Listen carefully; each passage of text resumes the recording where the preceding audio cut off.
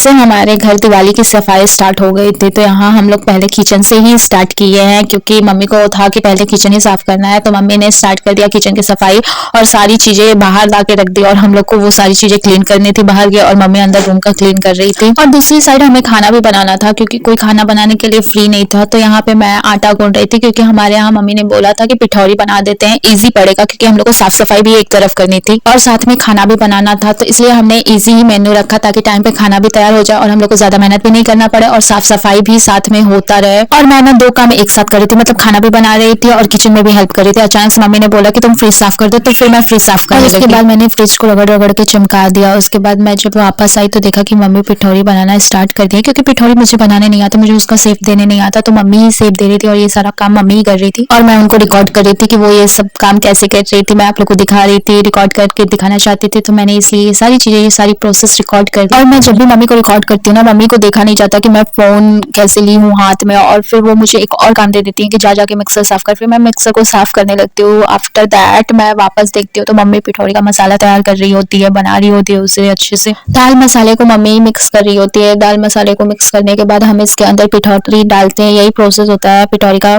और मम्मी हमेशा इसी तरह ही बनाती है। और जब हमारी पिठौरी फाइनली तैयार हो जाती है ना, तो मुझे तो वेट ही नहीं होता और मैं रिकॉर्ड करना ही भूल जाती हूँ। तो फिर मैं ना अपना खाना खत्म करके फिर फोन लाती हूँ और रिकॉर्ड करती हूँ कि हाँ मैंने खाना खा लिया, देख लो। यहाँ मम्मी का थोड़ा बहुत बचा रहता है, मम्मी खा रही होती है, मैं उसको भी रिकॉर्ड कर लेती हूँ। और फाइनली जाके मेरा पेट फुल हो जाता है और उसके बाद हम फिर से सफाई में लग जाते हैं क्योंकि काम बहुत सारा था। सो आज के लिए इतना ही, मिलता है नेक्स्ट वीडियो में। Please like share and subscribe.